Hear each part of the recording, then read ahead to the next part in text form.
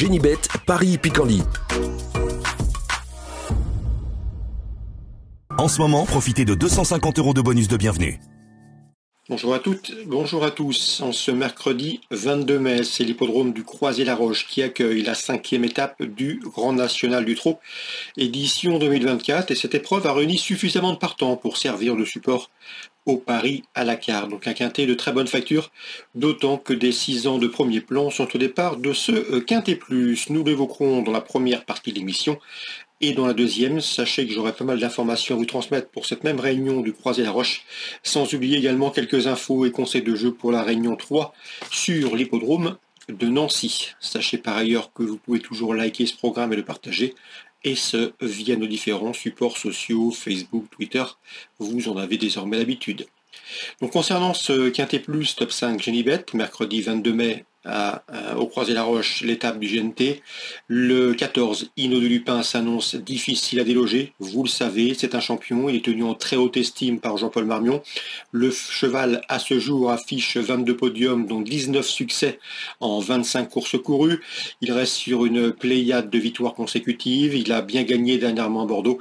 Et il se déplace au Croisé-la-Roche dans cette étape du GNT, avec la ferme intention de poursuivre sa moisson victorieuse, une ambition à la hauteur de ses moyens, le 14 Hino de Lupin.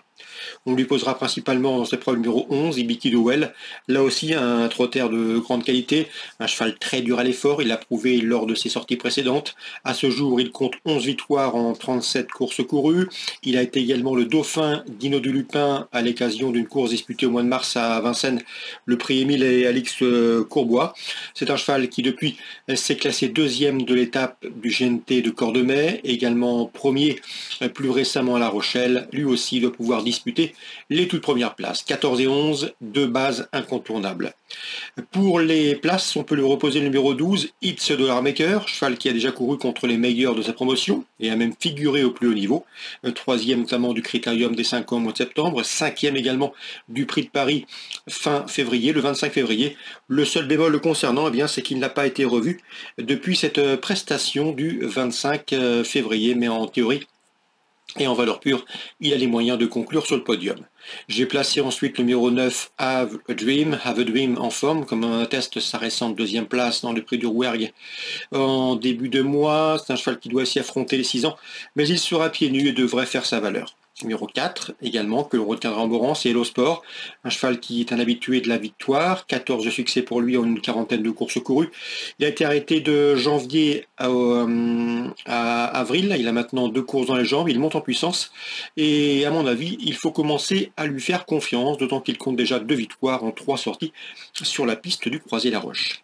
Numéro 3, dans cette épreuve, Yalto Dertals reste certes sur un échec. Il affiche également 2 disqualifications en 3 sorties sur cette piste, mais attention, c'est un cheval qu'il ne faut pas écarter hâtivement, ne pas condamner trop vite, car il avait pris de belles places et signé une belle victoire, notamment l'été dernier à Cabourg, le prix des Hêtres, où il devançait un certain Y de Ceylan, qui a d'ailleurs devancé Ibiki Duel dernièrement dans une étape du GNT, donc jugé sur cette perf, c'est un bel outsider. J'ai placé ensuite le numéro 7, Ginkgo du Roussoir, déjà 25 podiums pour lui, dont 18 succès en une quarantaine de courses courues, soit plus de 56% de réussite sur le podium dans les 3 premiers. Le cheval est bien engagé au premier poteau, on s'en méfiera malgré la présence de ses cadets. Et le numéro 8 également, que j'ai retenu en fin de sélection dans cette épreuve, c'est Eureka Vri, qui lors de ses 6 derniers parcours a signé 5 podiums. Mais attention, je le trouve meilleur sur les parcours de vitesse et il doit rendre la distance, ce qui complique sa tâche, raison pour laquelle il ne figure qu'en fin de sélection. Résumé chiffré, 14 Hino de Lupin devant le 11 Ibiki Duel, 2 bonnes bases de jeu.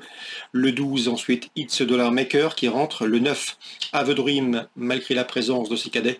Le 4 Hello Sport qui monte en puissance. Le 3 Yalto Dertals pour une cote. Le 7 également Ginkgo du Roussoir pour sa constance. Et le numéro 8 Eureka Vri malgré le rendement de distance, 14, 11, 12 et 9, 4, 3, 7 et 8 en canon partant. Pourquoi pas envisager Jaguar Marancourt dans cette épreuve. On se retrouve pour les coups de cœur. En ce moment, profitez de 250 € de bonus de bienvenue. Voici désormais mes informations et conseils de jeu pour ce programme du mercredi 22 mai. On commence par l'hippodrome du Croisé-la-Roche qui accueille la réunion principale.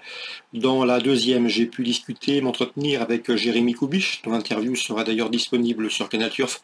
Il présente le 206 Icare du dollar. Le cheval est en forme, il va débuter au trot monté.